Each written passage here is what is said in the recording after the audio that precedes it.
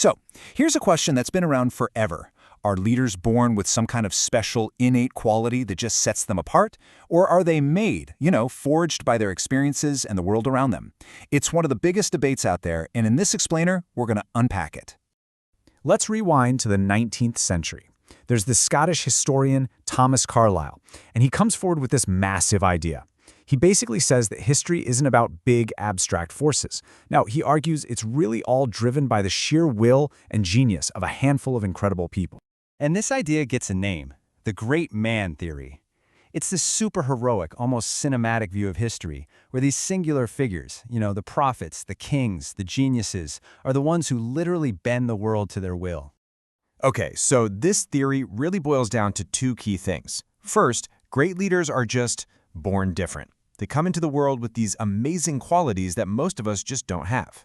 And second, those traits just kind of lie dormant until, bam, a crisis hits and destiny calls them to step up. It's a pretty romantic idea, right? Like something out of a movie? But not everyone was buying it. Almost as soon as Carlyle put his theory out there, a huge debate kicked off. People started pushing back, saying, hang on, is history really just about a few great men? A totally different idea began to bubble up. What if it's society that actually makes the leader?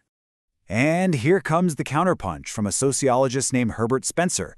He comes right back at Carlyle and says, look, great leaders don't just magically appear. They are products of their time, shaped by everything happening around them. Society, he said, has to build the leader first, before that leader can change society.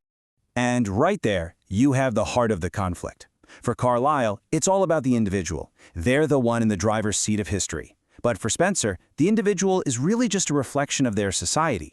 So who's really in charge here? The person or the world they live in? This question basically set the stage for 100 years of research. So as we roll into the 20th century, the whole conversation starts to shift. It moves out of these philosophical debates and into the world of science. Researchers became kind of obsessed with finding the formula for leadership.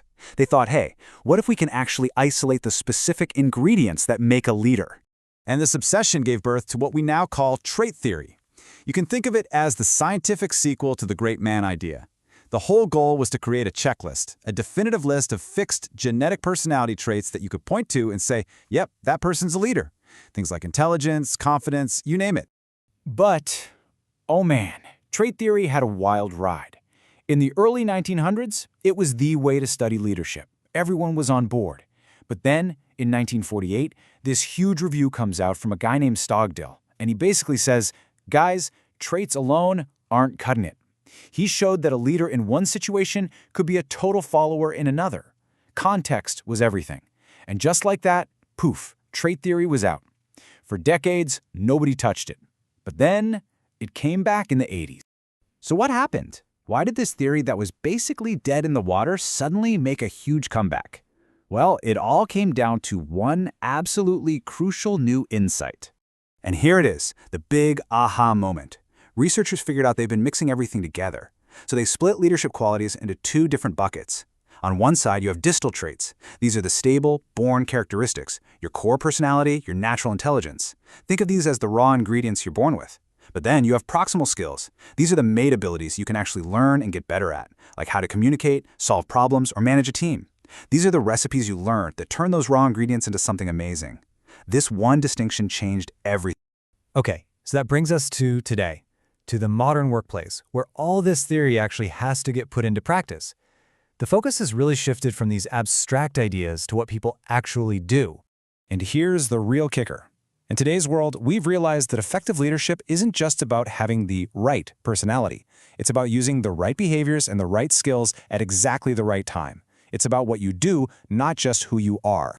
One of the best models for this is called Situational Leadership Theory. The idea here is actually pretty simple, but it's so powerful. It says there is no single best way to lead. A truly great leader is like a chameleon. They adapt their style to fit the people they're leading and the job that needs to get done. So a situational leader might switch between 4 different styles. If you've got a brand new team member, you'd be directing, right? Giving them super clear instructions. But as they get better, you shift into coaching. Then, for someone who's good at their job but maybe a little insecure, you'd use a supporting style to build their confidence. And for your total rockstar expert, you just delegate and get out of their way. The style always matches the situation. And look, situational leadership is just one tool in a modern leader's toolkit. There are a bunch of different theories for different challenges. You've got transformational leadership, which is all about that big, long-term vision.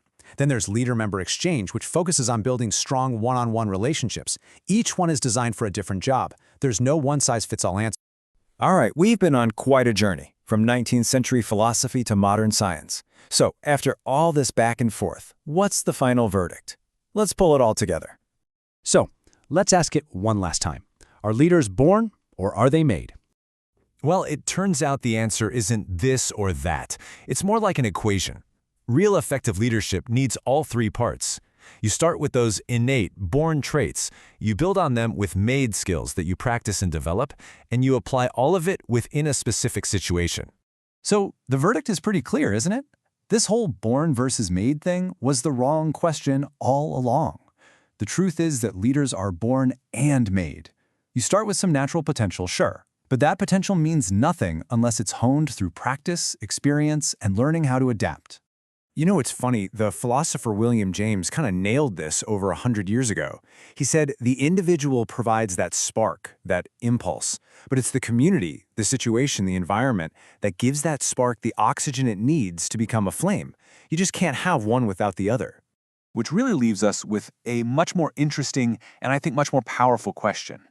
Maybe the point isn't to ask whether leaders are born or made. Maybe the real question is, what are you going to do to develop the leader inside yourself?